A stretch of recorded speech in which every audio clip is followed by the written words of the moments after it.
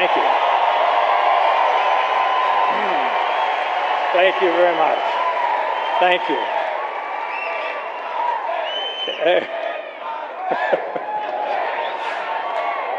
Save a little for Mitt. Now, I know what you're thinking. You're thinking, what's a movie tradesman doing out here? You know, they're all left-wingers out there, left of Lenin. At least that's what people think, but that's not really the case. There's a lot of conservative people, a lot of moderate people, Republicans, Democrats in Hollywood. It's just that conservative people, by the nature of the word itself, play a little more close to the vest, and they don't go around hot dogging it. So,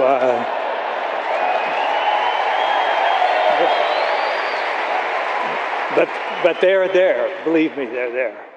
And I just, I think that, in fact, there's some of them around town. I saw John Voight. There's a lot of people around here in town. John's here, Academy Award winner, terrific guy. And these people are all like-minded, like all of us. So I've got Mr. Obama sitting here.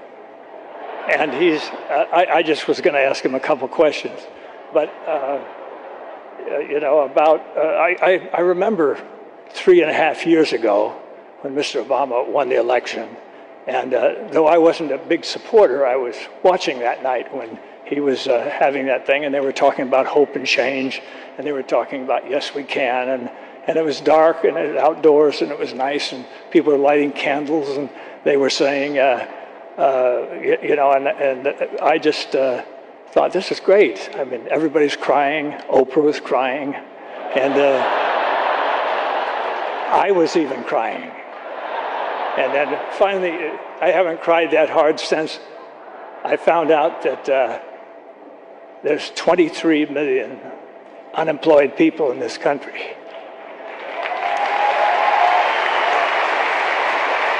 And now that is something to cry for, because that is a disgrace, a national disgrace, and we haven't done enough, obviously. This administration hasn't done enough to cure that. And whatever interest they have is not strong enough. And I think possibly now it may be time for somebody else to come along and solve the problem.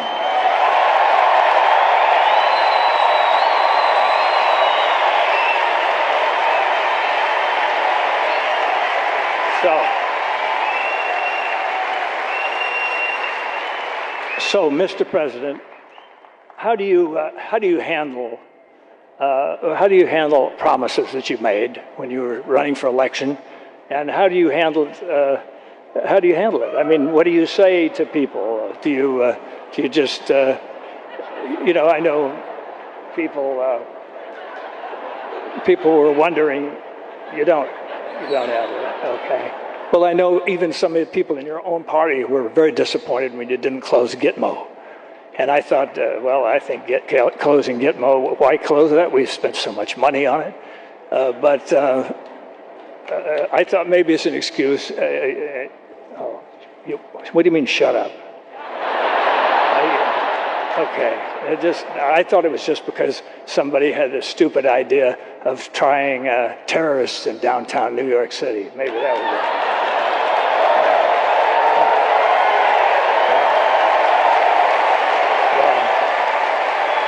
I've got to hand it to you. I've got to give credit where credit's due. You did ogle that finally, and that's so. Now we're moving onward.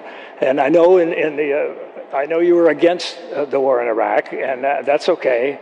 But you thought the war in Afghanistan was okay. You know, I mean, you thought that was something that was worth doing. We didn't check with the Russians to see how they did there for the 10 years, but it.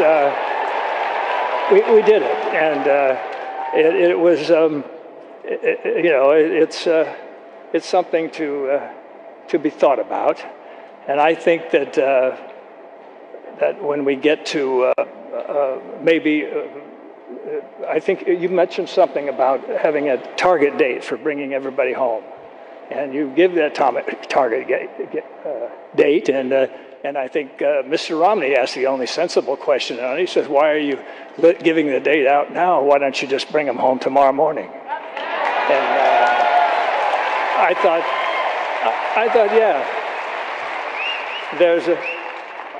I'm not going to shut up. It's my turn. So anyway, we're going to have to have a little chat about that. And then I just wondered all these promises, and then I wondered about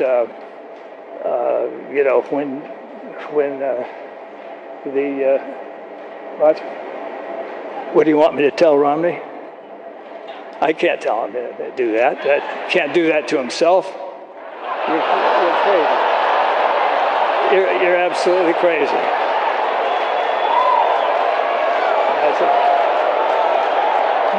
You're getting as bad as Biden.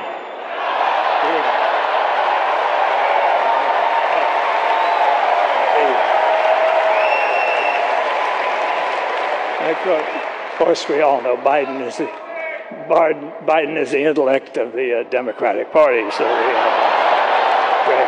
just a kind of a grin with a body behind it, It's just kind of a thing. But I just think that there's so much to be done, and I think that Mr. Romney and Mr. Ryan are two guys that can come along. I never thought that it was a good idea for attorneys to be president anyway, because it.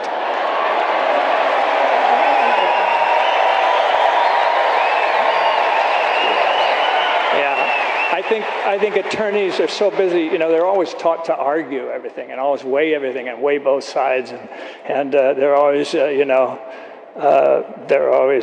devil's advocating this and bifurcating this and bifurcating that. All that stuff. But I think it's maybe time. What do you think for maybe a businessman?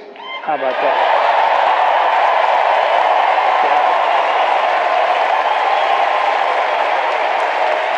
A stellar businessman, quote unquote, a stellar businessman. And I think it's that time.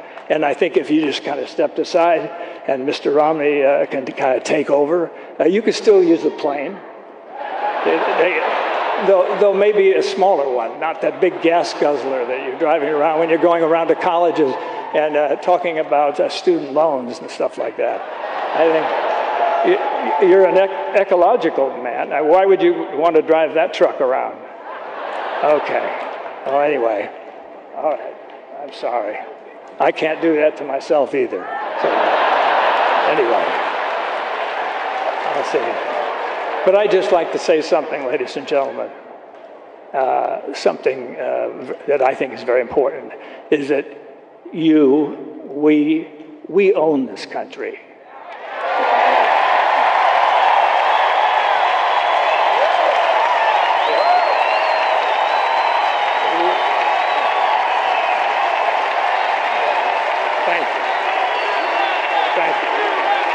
Yes, we own it. And it's not you owning it and not politicians owning it. Politicians are employees of ours. And so they're just going to come around and beg for votes every few years, and it's the same old deal. But I just think that it's important that you realize that and that you're the best in the world. And whether you're Democrat or whether you're a Republican or whether you're libertarian or whatever, you're the best, and we should not ever forget that. And when somebody does not do the job, we got to let them go.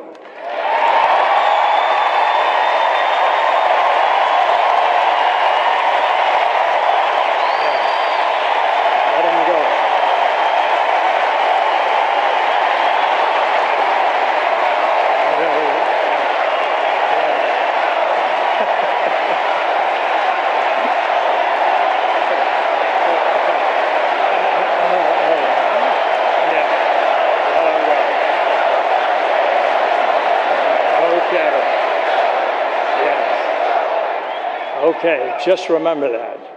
And I'm speaking out for everybody out there. It doesn't hurt. We don't have to be. I don't say that word anymore. Well, maybe one last time. We don't have to be, what I'm saying is we don't have to be mental masochists and vote for somebody that we don't even really want in office. Just because they seem to be nice guys, or maybe not so nice guys if you look at some of the recent ads going out there, I don't know.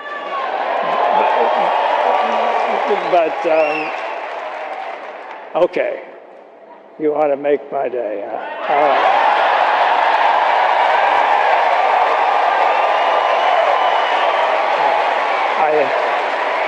All right, I'll start it, you finish it. Go ahead. All right, thank you. Thank you very much.